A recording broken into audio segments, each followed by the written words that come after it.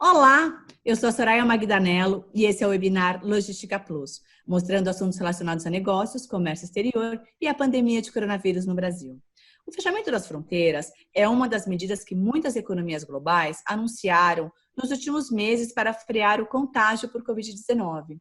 Apesar da determinação não proibir o trânsito de mercadorias entre os países e sim a circulação de pessoas, há um reflexo indireto no transporte de cargas, gerando atrasos e redirecionamento das exportações para abastecer o mercado interno. Para entender quais as principais dificuldades e soluções encontradas para manter as atividades de Comex funcionando nesse período, eu vou conversar com a Cecília Mioca, especialista em transporte aéreo da Plus Cargo. Obrigada, Ceci. Olá, Soraya. Obrigada pelo convite. E com a Simone Rodrigues, especialista em transporte marítimo da Plus Cargo. Obrigada, Si.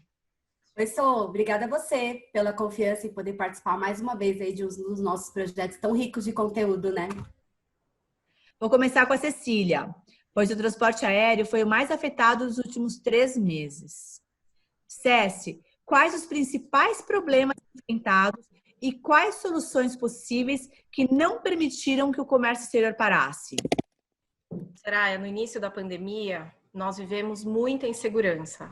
A gente via dia a dia as companhias aéreas cancelando rotas, suspendendo serviços no Brasil, algumas até permanentemente por conta da falta de passageiros.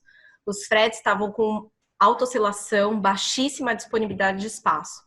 E aí a Plus Cargo, de forma precoce, logo identificou o VCP como uma alternativa por conta dos voos cargueiro. E nós nos concentramos nesse aeroporto, conseguimos atender nossos clientes brilhantemente, sendo fonte de mais sucesso para os nossos parceiros. Hoje o mercado tem uma grande oferta de aeronaves charter para cobrir a demanda da China, por exemplo. E a Plus Cargo se aliou a esse movimento com os seus parceiros. E no transporte marítimo, Simone, quais as dificuldades e soluções encontradas nos últimos meses?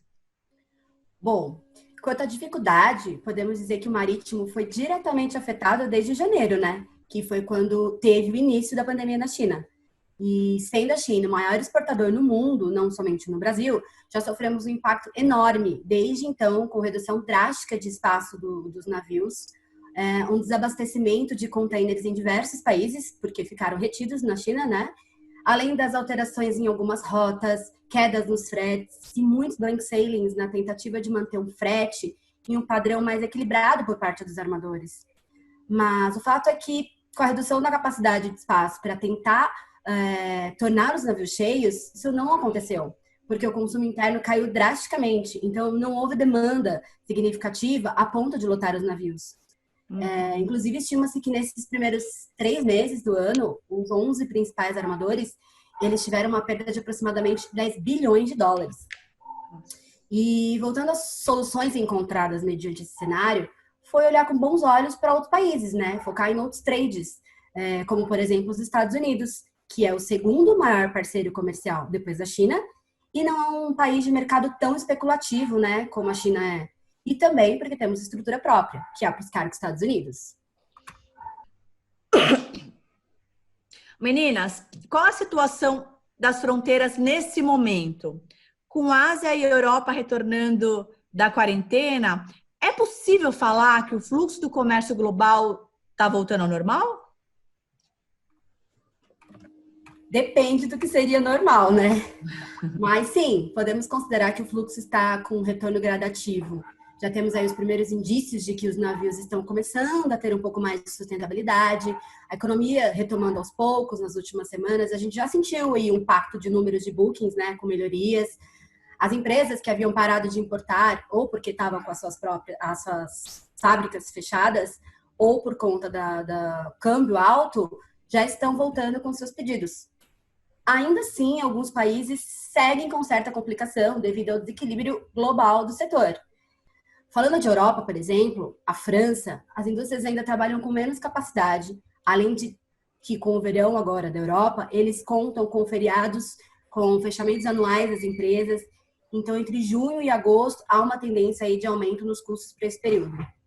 Já a Itália, eles estão reagindo, né? Depois de 2 meses de lockdown, as empresas reabriram. A situação logística está normal. tanto para a Espanha, Portugal e Alemanha, onde os fluxos nos negócios estão seguindo. Onde ainda estamos enfrentando sérias dificuldades e com grandes impactos é a Índia, porque eles ainda seguem em lockdown, os portos estão com trabalhadores com apenas 30% da sua capacidade e, em consequência disso, há uma operação mais lenta, problemas nos espaços dos CFS, com muitos backlogs. E ainda por cima, no início de junho, eles ainda tiveram problemas climáticos, né? Com fortes chuvas, ventanias, um ciclone atingiu a região de Mumbai. Então, a programação antecipada para embarques provenientes da Índia é o ideal nesse momento. Olha, Soraya, no aéreo a gente tem que se adaptar a um novo normal. As consequências ainda vão ser vistas por um tempo. A gente viu duas gigantes, a Latam e a Avianca, pedindo recuperação judicial, e isso tem que ser considerado como um alerta vermelho e um adicional agravante para os efeitos das paralisações e restrições que os governos fizeram.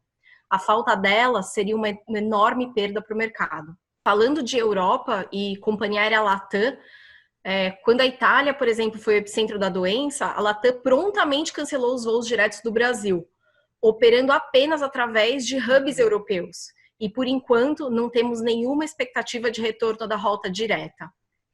A gente precisa se lembrar que estamos falando de voos passageiros, ou seja, mesmo com tudo que está sendo feito, as pessoas têm receio de viajar por horas fechadas numa aeronave com outras centenas de pessoas. E quando a gente fala de América Latina, qual a situação atual das fronteiras e o impacto para o Brasil, que passa pela pior fase da pandemia no momento? Olha, Argentina, Chile, Colômbia, Peru, Uruguai continuam com as fronteiras fechadas até pelo menos agosto ou setembro. Os voos cargueiros são as alternativas que a gente está encontrando para driblar as dificuldades do turismo, já que cada governo está incentivando que seu povo conheça seu próprio país. É possível falar que tivemos algo positivo nesse cenário? Definitivamente sim, Soraya. A Pluscargo viu esse momento como uma janela de oportunidades para explorar a alternativa de serviços que antes estavam só no papel.